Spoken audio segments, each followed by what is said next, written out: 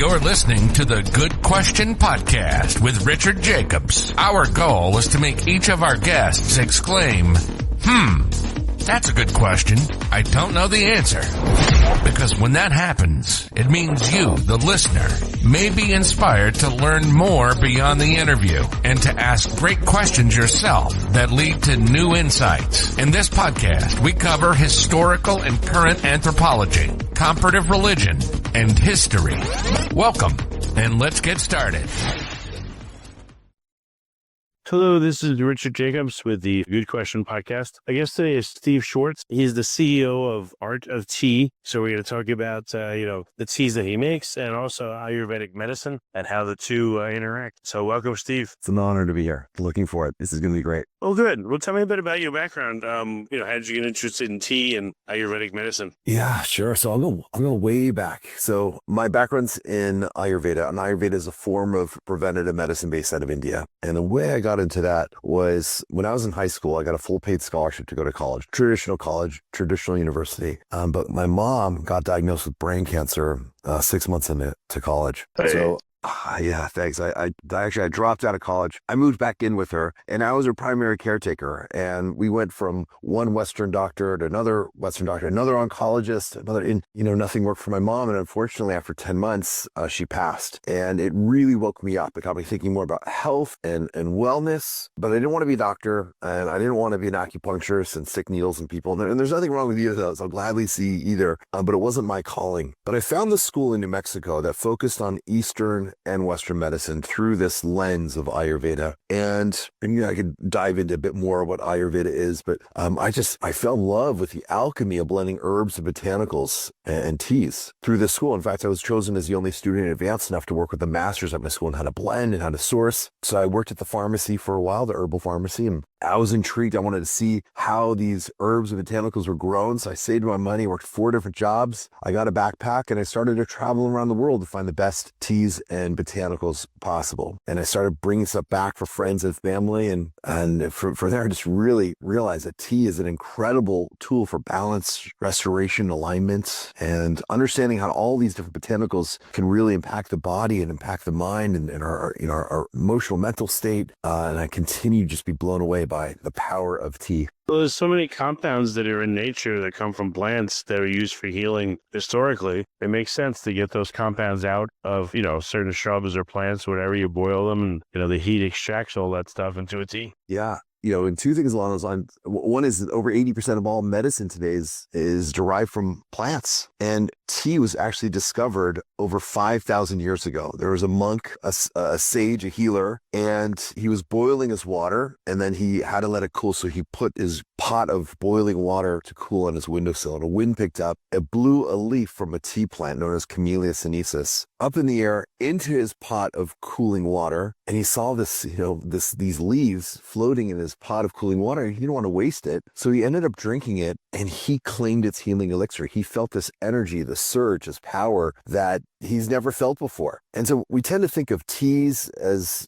all sorts of different things, botanicals and chamomile and mint and green and black tea. But now we know that all true tea is derived from Camellia sinensis, that same plant that was discovered over 5,000 years ago. And this is what creates white and green and oolong and black and pu'er tea. And if it's not from this plant known as Camellia sinensis, then it's not a tea. It's a completely different realm, a subsect of herbs and botanicals that we know of as tisane. And tisane is just a fancy French word that means botanicals. So like when you have a chamomile, it's not a tea. The chamomile mint, also not a tea. But as soon as you infuse Camellia sinensis in it, then it's actually a tea. And there's tons of amazing research around what makes tea. Interesting. I've seen, a bunch of stores open up and have a whole bunch of teas, but I don't know, for some reason in the U.S., they just don't seem to be successful without coffee and other stuff. Too bad, Well, coffee is an amazing, also phenomenal healing elixir. There's tons of benefits when it comes to coffee. The tea was the first energy drink way before,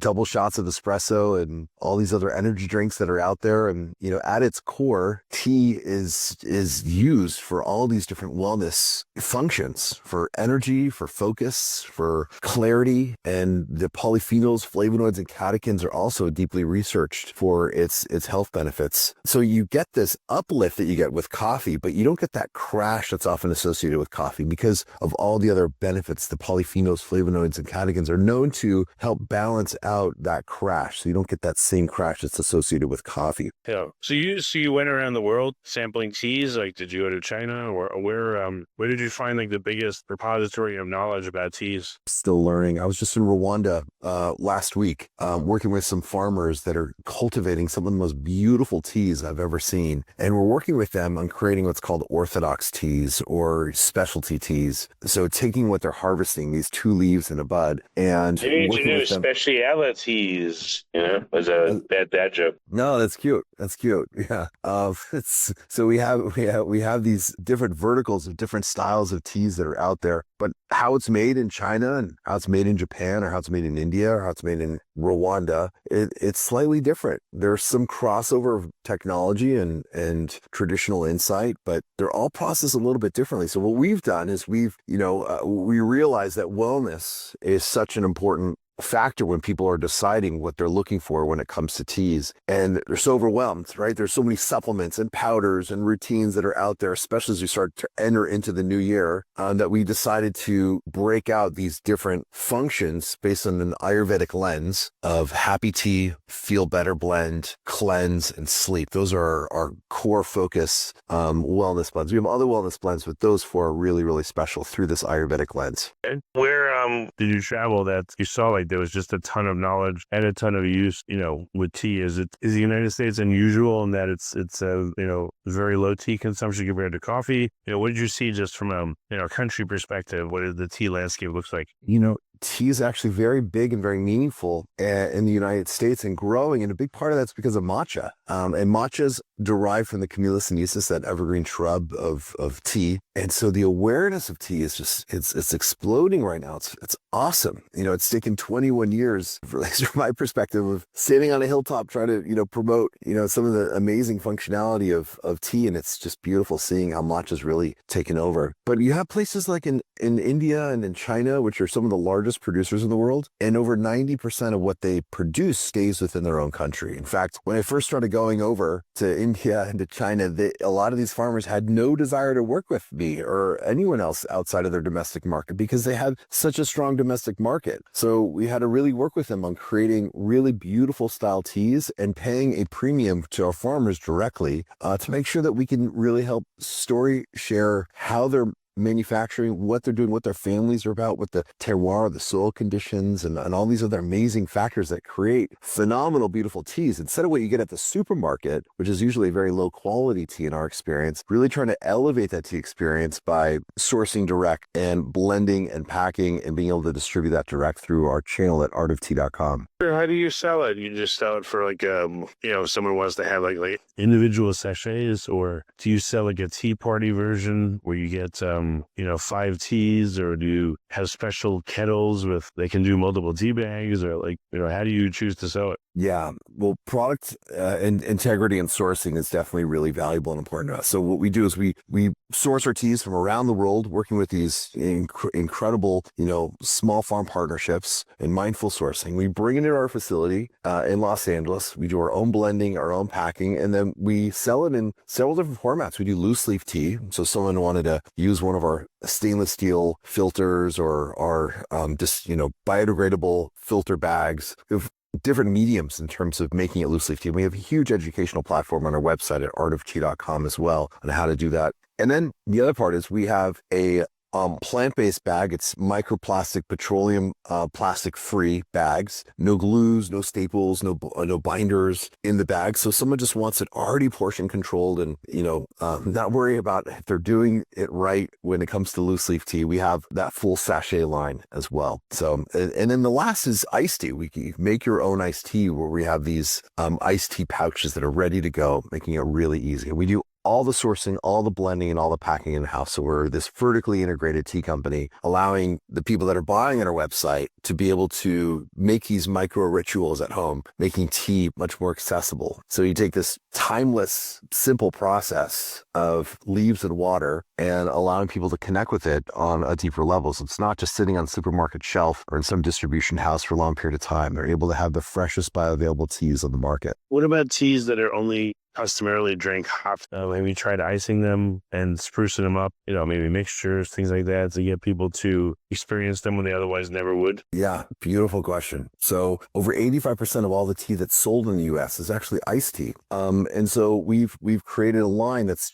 it's specifically unique for making iced tea. And we have the right tools and equipment that we can provide at our website at artoftea.com for that. And in fact, we have some people coming over to our house, and they're looking for it. We have one called Blue Pineapple, and it has this special botanical in it called butterfly pea flower. And it creates this beautiful blue liqueur, and it has this tropical notes of lychee and pineapple to it, and our kids love it. And so when their friends come over, they also love it. So it's a great alternative to some of those sugary drinks that are out there. We get this natural sweetness from the pineapple and some of the other botanicals that are in there that make it really, really special. Yeah, my wife is from South Africa, so they have rooibos, the red tea that's nip tap. So when my kids were little, she used to put rooibos with some milk and sugar. Beautiful. Where are you based? I'm in Austin, Texas. Oh, you're in Austin, Texas. Okay, awesome. Yeah, I've lots of clients from South Africa. She would do rooibos and, milk and a little bit of sugar in their bottles, and they loved it. Warm tea, and they, she said she had it growing up, and they liked it, and they were happy. So yeah, it's rooibos is actually used. It's talking about health benefits. Rooibos is used in fertility clinics in Osaka, Japan. It's used in infant formulas throughout South Africa, and it's only grown and found within South Africa because there's something special about the iron and mineral content that create that beautiful botanical. So we have quite a few blends that contain rooibos, and its cousin called honeybush. Well, that's cool. Yeah, that was my tea memory. I'm from New York, so we're big coffee drinkers. But it's funny. I remember when she met my parents, she was like, "I don't think they drink water. I think they only drink coffee constantly." I'm like, "Yeah, you're probably right. That's all they drink." Yeah. Rooibos is big. So Roy means red and Bos means bush. So red bush, man. Yeah, so that's also why it's also called red bush. But it's beautiful. It's caffeine free. We wouldn't consider it a tea because it's not from Camellia sinensis. We would consider it in that Tisane botanical family. But there's quite a few wellness blends that we have that contain rooibos in it. It's cool. Yeah, I've heard of pu'er. Are there teas that, they're good hot, but cold, it's like breath? Or have you been able to make blends where people can have like a health blend? Let's say there's 7 different teas and they have that every day, and that's supposed to be really, supportive of, circulation and 10 other things. Do you ever kind of, package them medicinally? We do. It's a great question. And so we have a blend called Happy Tea. And the reason why it's called Happy is because there's particular blends through an Ayurvedic lens that we've blended together. One is called Wayusa, combined with jasmine green tea and green rooibos. So the combination of those three actually have that uplifting feeling that you get from tea or from coffee, but that distressing, calming feeling you get from chocolate all combined in one. When you do it hot, it's got this, very clean, vibrant flavor profile. And as it starts to cool, or if you make it iced, you actually end up picking more strawberry or strawberry rhubarb type flavor profiles behind it. So it's ideal, it's known to, some of these botanicals are shown to help soften stress response, help ground the mind, bring clarity. It's ideal for mood balance an afternoon reset. There's a lot of people man, I don't mind having coffee in the morning, but I just can't have coffee at 3 p.m. I need something that's going to naturally help me reset my ritual, help me reset my mind, but I don't want to stay up all night. And so we found that people tend to gravitate towards tea, and Happy Tea is available both in sachet format and in loose leaf format. So it's depending on the ritual that someone wants to take, it's an awesome suggestion. How powerful are some of the teas? Let's say I have trouble sleeping. If I had a chamomile blend with some other stuff, how effective can it be? It's a great question. We have one called sleep tea, and this is often described as a nervous system downshift. So, it's a blend that helps activate the body's natural relaxation response and prepare for deeper rest. At least that's, what some of these botanicals are traditionally known for. So valerian, for example, it's traditionally used to quiet the mind and support restorative sleep. And chamomile, it's known to help balance the pH in the stomach. It's known to help soothe the mind and ease the nervous system. And so the combination of these two, these are, two core ingredients within that blend, really help encourage stillness, help with grounding, relaxation. So it's definitely one to try. In fact, for those that are like interested in the happy and the sleep, we have a really cool bundle and a really cool offer that we'll mention at the end of this podcast, just for this wellness sampler that we have that exists out there. Oh, that's great. I would guess it's like way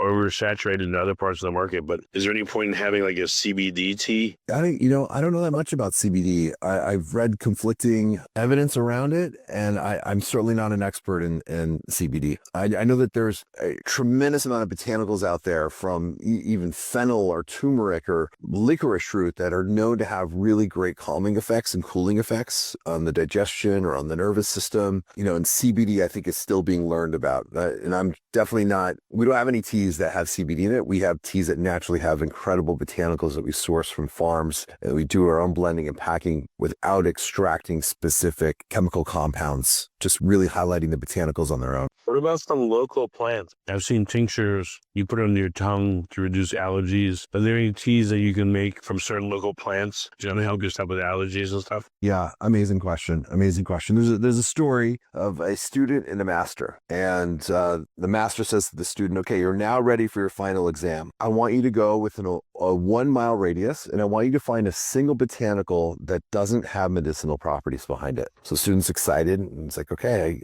And the master says, "You have 24 hours. So the student goes, comes back 24 hours later, sobbing. It says, Master, I failed. I couldn't believe I couldn't find a single botanical that doesn't have healing properties behind it." And the master looks up at the student and says, "No, in fact, you've passed. Because every flower, every leaf, every botanical has some medicinal properties behind it. But what could be poison for one person, it could be the root or the leaf. It could be medicine in another part of the plant for someone else." So knowing through intelligent guidance and intelligent health practitioners, understanding what certain botanicals are best used, whether you're in South Africa, you're in New York, you're in Israel, you're in Austin, wherever you might be in the world, there are certain botanicals that are known to have really beautiful healing botanicals behind them. Does anyone have a listing of, you put in where you are and it puts in what teas you can make or what botanicals? That's a great question. There are a lot of botanicals that are grown natively across the United States that are very powerful. And I can only imagine that AI can make some recommendations based on that. And so what we do is we work with farms around the world, both domestically and internationally, where we're sourcing the best botanicals possible in terms of flavor, in terms of potency, in terms of characteristics and purity. And we're bringing that in, and that's what we're blending and sourcing with. Well, you don't want people to not have your teas, but what if you develop combinations like, oh, you live in New York.